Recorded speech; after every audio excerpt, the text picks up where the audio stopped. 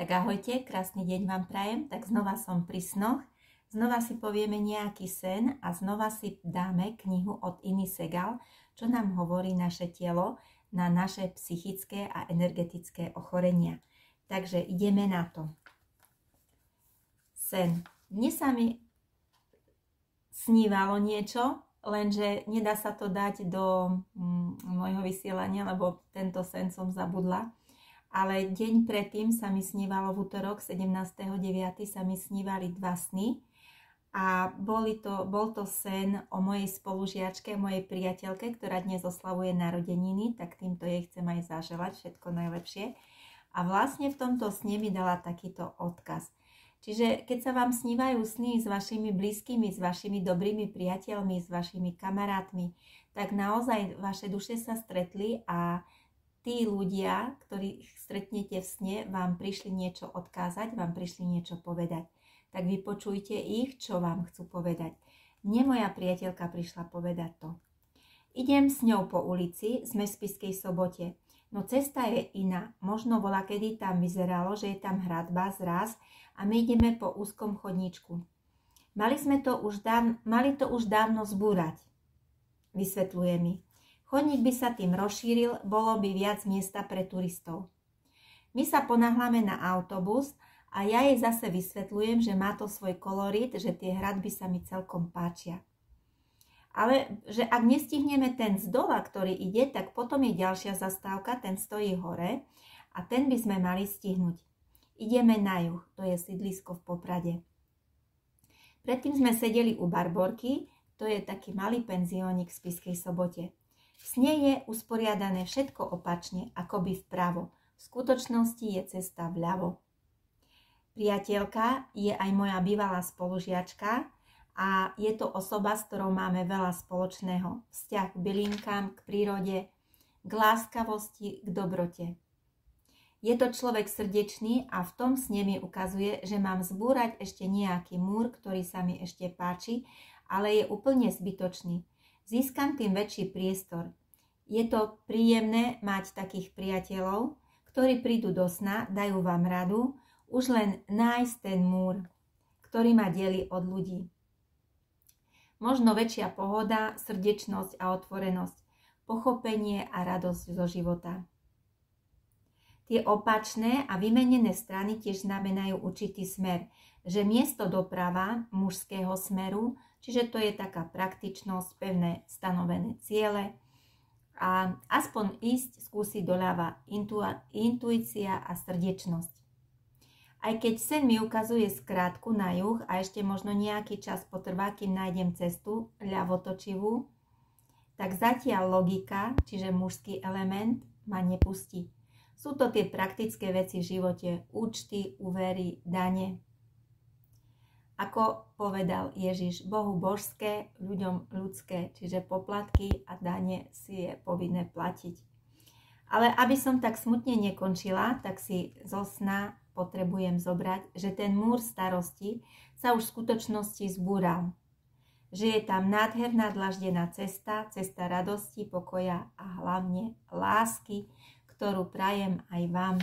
Tak zatiaľ ahojte, kým sa zase dostaneme ku knihe. Dostaneme sa ku knihe, z ktorej vám teraz rozprávam. Možné faktory spôsobujúce ťažkosti. Je to kniha od Iny Segal, takto vyzerá naša kniha. Takže máme tu napis psychické a energetické príčiny chorôb a ich liečba. Čiže aby ste vedeli, že naozaj, že je to už preskúmané, že je to už veľa ľudí naozaj už si všíma a vníma tie bolesti, ktoré skadiaľ prichádzajú a prečo prichádzajú a kedy sa opakujú, pri akých príležitostiach. Takže ideme dnes na krčnú chrbticu, oblasť krku. C1, C2 sme si povedali v predchádzajúcom dieli a dneska si povieme C3, C4 a C5. Takže veríme presvedčeniam iných ľudí a hlavne tým negatívnym, hej. Posudzujeme seba a iných, máme pocit neistoty, zraniteľnosti, nerozhodnosti, máme nízku sebaúctu, cítime sa obmedzovaní, netrpezliví, podráždení, máme sklon škrípať zubami. Na fyzickej úrovni bolesti uší, zubov, čelustie, hlavy alebo kožné problémy, ako sú akné, vyrážky, ekzémy. Príkladom problémov s ušami môže byť pocit, ako by sme mali plné uši, zhoršený sluch, hučanie v ušiach a závraty. C4. Máme pocit, že život nie je fér, nosíme v sebe staré viny, neprebolené krivdy a smútok, hlavne v súvislosti s našimi blízkymi. Príliš sa stresujeme a cítime sa preťažení. Potlačame pocity hnevu a potom vybuchneme. Na fyzickej úrovni sena nádcha, katar, nosné mandle, hluchota, vred v ústach, zápal dutín. C5. Máme strach, že sa pomýlime. Bojíme sa poníženia, zahambenia alebo výsmechu. Nedokážeme sa vyjadriť, pretože sa obávame, čo si ostatní pomyslia. Pravidelne si škodíme, máme o sebe nízku mienku, nedokážeme do svojho života príjmať dobré veci. Máme pocit, že nesieme v sebe príliš veľa bremien, že sme vo veľkom vypätí a sme obmedzovaní. Na fyzickej úrovni problémy s hlasivkami, laryngitída, zachrypnutie, bolesti hrdla. Takže občas mávam aj ja bolesti hrdla, ako každý z nás, a v toto obdobie, keď prechádza, keď jesenné obdobie, začínajú sa také plúšte trocha. No našťastie máme dnes veľmi pekné slnečné počasie, aj keď fúka vietor, ale na to, že je už 18. septembra, tak je veľmi ešte príjemné počasie. No a keďže som vám už prečítala v predchádzajúcom diele spôsob liečby, tak teraz si môžeme pozrieť akurát niečo pozitívne, nejakú pozitívnu našu, dá sa povedať, veľkú emóciu, a to je láska. Takže dnes si povieme niečo o láske.